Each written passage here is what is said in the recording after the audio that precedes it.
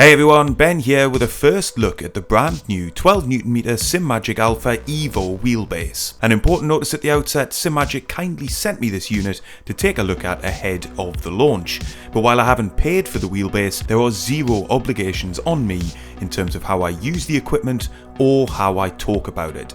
Simagic haven't seen this video, nor have they asked to.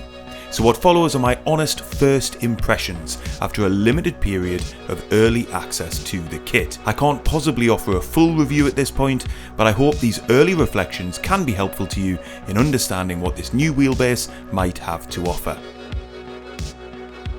So first things first, for those of you looking for a 2-minute summary of what the Simagic Alpha EVO brings to the party, here's a rundown of the key new features. The Alpha EVO is part of a wider evolution of Simagic's existing wheelbases across 3 different levels of torque. The Alpha EVO Sport at 9Nm, the Alpha EVO that I've experienced which sits at 12Nm, and the Alpha EVO Pro at 18Nm. Alongside an updated build design, according to Simagic, each of the units boast new servo motor technology for smoother and more detailed force feedback, improvements to cooling which allows for the maintenance of 100% of the available torque during use, and enhancements to the accompanying software to maximise the use of these hardware improvements. So let's dig into more of the detail when it comes to these build design changes and new features and get into some of my early impressions. Now if you've used a previous Simagic wheelbase, one change you'll notice when installing the Alpha EVO to your rig is the connection ports are now all located on the rear of the wheelbase, making it easier to connect to the PC and your power supply while keeping cable management under control. You also now have a power off button on the rear of the unit, meaning you don't have to use the master switch to power down the wheelbase when you're finished racing. Overall, the installation experience for the Alpha EVO was very straightforward. The unit weighs in at just over 6 kg and comes with 4 M6 threaded holes on the bottom of the base to use to attach to your rig, and it required no changes to the standard base plate that I have on my track racer rig to do so. If you want to use a side mount or a front mount, you'll need to purchase an additional set of plates to do so. The form factor is good. As with all Simagic wheelbases, I think it looks like a serious grown-up piece of kit, and this time it boasts a sleeker and more curved design. It's made of an aluminium alloy, and while it's a bit less compact than the Alpha Mini, it still feels pretty streamlined. You can see how the two units compare side by side here.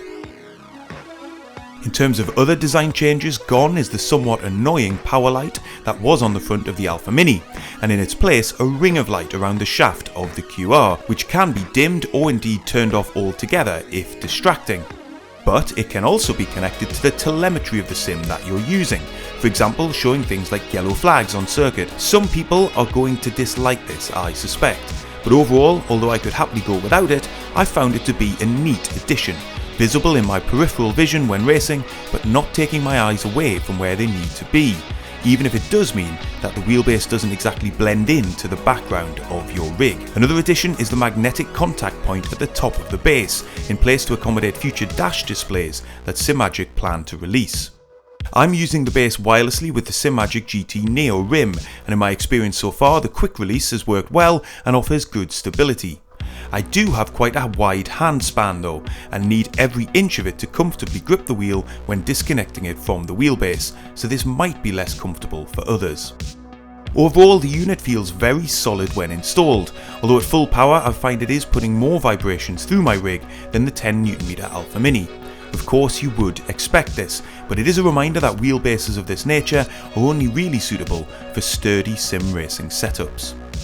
But what about those improvements to the force feedback on offer? The Alpha EVO features 21-bit encoder resolution and provides 12Nm of torque, placing the unit in the mid-range of direct drive wheels now on offer in terms of the strength of force feedback provided, similar to the R12 from Moza or the La Prima unit from Acertec. But of course it isn't just about the amount of torque on offer, but how that torque is delivered.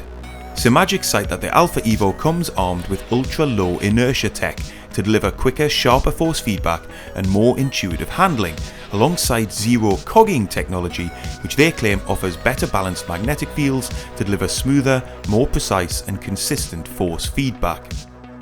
The aim here is to eliminate fluctuations in the torque on offer and ultimately improve the smoothness and consistency of the signals you receive in the sim rig. and ultimately the connection between your inputs and the movement of the wheel in the sim. But what do the changes amount to in practice?